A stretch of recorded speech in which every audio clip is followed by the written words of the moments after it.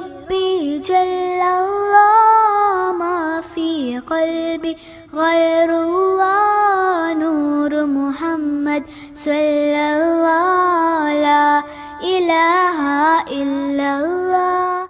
Jadi begini, mesti kita bedakan dua terma yang berasal dari kosakata yang sama. Yang satu namanya syukuran, yang kedua tasyakuran. Ini dua kata dipakai oleh ini. Nah, ketika saya diundang oleh orang untuk menempati rumah baru, acaranya tasyakuran menempati rumah baru. Jadi hampir jarang yang bilang syukuran tuh, tasyakuran kebanyakan. Padahal janji Allah, walaqad ta'adzana rabbukum, Allah telah berkomitmen, la in syakartum la azidannakum, apabila engkau bersyukur pasti akan kutambah. Wala in kafartum, ketika engkau ingkar akan nikmatku, inna adzabi lasyadid, sesungguhnya siksaku sangat keras. Logika kita dengan janji Allah itu, karena dia syukuran akan diberi nikmat, kan begitu. Ternyata setelah dia syukuran menempati rumah baru, 6 bulan kemudian rumahnya terbakar. Kemudian syukuran nikah, 3 bulan kemudian bercerai lagi. Jadi di mana janji Allah menambah nikmatnya itu? Nah, ternyata mereka itu bukan syukuran tapi tasyakuran. Dalam pengertian, kalau orang bersyukur itu pasti bertasyakur. Tapi tidak selalu orang yang bertasyakur itu bersyukur. Karena tasyakur itu adalah sebatas mengucapkan thanks a lot, merci beaucoup. Itu aja, terima kasih. Nuhun pisan bahasa Sundanya ya, terima kasih banyak. Nuhun, matur nuhun, terima kasih. Macam itu, terima kasih. Thank you very much, thanks a lot dan sebagainya. Tetapi kalau syukuran itu adalah kondisi hati, bukan ucapan. Jadi artinya bisa saja orang itu tasyakuran tapi tidak bersyukur. Ketika membeli sesuatu di pasar, katakan saja beli bawang. Beli 5 kilo tanpa imbuh, pas kali timbangannya. Jadi si pembeli bilang, masa 5 kilo nggak ada imbuhnya? Ya deh, dikasih. Ternyata imbuhnya itu bawang-bawang yang bosok. Dia bilang, terima kasih. Tapi sambil membentak. Itu dia tidak bersyukur. Dia bertasyakur, terima kasih sambil marah. Anak kita juga minta uang 10.000, kita kasih 2.000. Diambil juga, tapi bilang terima kasih sambil lari. Nah, itulah makanya jadi orang, dari mana buktinya dia itu tasyakur, acara tasyakur, ya betul tasyakur. Setelah saya ceramah, saya dibawa masuk ke kamar tidurnya, tempat tidurnya itu dibuat dari braso, ini pesan dari Italia, harganya 700 juta.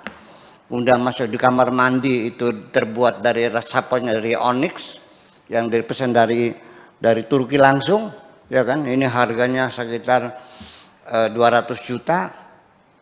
Nah, ketika diajak muter-muter di rumah dia yang sangat mewah itu, ini lagi tasyakuran apa sedang pamer? Jadi beda. Nah, jadi ingin saya jelaskan secara mendetail di sini. Jadi bersyukuran itu salah satu unsurnya atau komponen syukur itu adalah mengucapkan terima kasih atau alhamdulillah, memuji Allah, itu salah satunya. Tetapi yang paling terpenting bahwa syukuran itu satu adalah pertama dia menyadari plus merasakan plus memahami plus mengetahui bahwa dia mendapatkan nikmat dari Allah. Itu satu. Memahami, menyadari, mengerti, mengetahui. Kalau seandainya Pak Afkar di bawah ranjangnya itu, di bawah tehelnya ada harta karun emas 10 kintal atau 1 ton, tapi tidak tahu, seneng nggak? Bisa bersyukur nggak? Ya enggak, karena nggak tahu. Atau juga kita tidak sadar berapa lama saya tidak pernah mensyukuri bokong. Nah, ketika kena bisul, 2 bulan saya nggak bisa duduk lurus, miring begini. Ya Allah, baru sadar nikmatnya bokong seperti bantal permanen, duduk di mana saja empuk. Ya, jadi selama ini saya tidak mensyukuri punya bokong. Kenapa? Karena saya tidak menyadarinya. Banyak seorang perempuan dapat suami yang soleh, sangat-sangat soleh sekali, dia ngelus dada setiap hari, marah-marah terus. Masya Allah. Setelah mati dia baru sadar, oh jadi suami saya itu waliullah. Ya terlambat persoalannya. Jadi satu syaratnya sadar, tahu, mengerti, itu satu. Yang kedua, bersyukur itu adalah mengakui bahwa itu adalah pemberian Tuhan. Jadi bersyukur itu adalah 4 komponennya atau sebetulnya ada 80, pernah saya analisa ada 80, tapi kita singkat saja. Yang kedua yaitu mengakui sebagai pemberian Allah. Saya mau nanya kepada orang yang sukses dalam kehidupan, meraih jabatan, mengumpulkan harta dan sebagainya. Coba kita tanya orang kaya, dari mana kau dapatkan hartamu yang berlimpah ruah ini? Jawabannya hampir sama. Hasil jerih payahku, hasil banting tulang peras keringat, kepala jadi kaki, kaki jadi kepala, siang jadi malam, malam jadi siang, banting tulang peras keringat. Dia tidak merasakan itu sebagai pemberian, tapi akibat dari kerja keras dia. Sekalipun dia mengundang mubalik tasyakuran, dia tidak bersyukur kok. Jadi ini yang paling sulit. Ternyata masih adakah orang yang bisa mengatakan min aina laka hada, dari mana engkau dapatkan ini? Lalu jawabannya seperti dalam petunjuk Al-Quran, hadza min fadli rabbi, ini adalah anugerah Tuhan. Saya sudah jarang mendengar orang yang mendapatkan rezeki lalu mengatakan ini anugerah Tuhan. Rata-rata ini hasil perjuangan dan jerih payahku. Itu penting sekali. Karena bagaimanapun sadar pemberian Tuhan ini tidak satu hal yang mudah. Makanya Allah mengatakan wala in kafartum inna adzabi lasyadid. Barang siapa yang tidak bersyukur maka siksaku sangat keras. Artinya akan disiksa oleh Allah.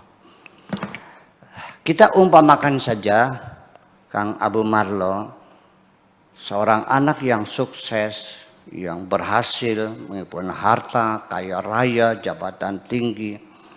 Dulu yang nyebokin ibunya, yang mandikan ibunya, yang ngasih modal juga ibunya. Tetapi ketika diwawancara oleh seorang wartawan, ditanya, apakah orang tuamu memberi modal? Tidak. Semuanya aku dari modal dengkul, ya, dari merangkak sampai sekarang ini. Dan dia ingkari kebaikan orang tuanya. Dan ibunya nonton di TV ini. Langsung sang ibu datang ke rumah anaknya, wahai anakku yang sangat aku cintai, mulai hari ini jangan kau panggil aku sebagai ibumu lagi. Sakit hati. Mengingkari kebaikan orang saya bikin orang sakit hati. Nah, jadi sekalipun dia rame-rame, dia hajatan namanya tasyakuran, ya tidak bersyukur loh. Kemudian yang ketiga yang penting lagi adalah kalau kau bersyukur, maka pasti pemberian itu akan digunakan, akan dimanfaatkan seoptimal mungkin. Dan tidak akan dimubazirkan, tidak akan disia-siakan. Betapa sakitnya aku sendiri yang memberikan kekasihku, namanya Maimunah, Abu Marlo. Saya kasih kain sutra dari itu kampanye Cirebon tuh Trusmi, harga 8 juta. Sambil kutulis surat, wahai Adinda Maimunah, kukirimkan bahan sutra, tolong segera dijahit. Aku ingin melihat kecantikanmu ketika memakai kain sutra ini. Ternyata setelah 2 minggu saya datang ke rumahnya, ternyata kain sutra itu ditaruh di depan pintu buat keset. Sejak itu, mulai hari ini, tak ada lagi kata cinta di antara kita. Goodbye forever. Itulah. Jadi artinya bersyukur itu bukan hanya mengucapkan. Ya, tetapi satu, kita mengerti, memahami, menyadari, mengetahui. Yang kedua, kita mengakui pemberian Tuhan.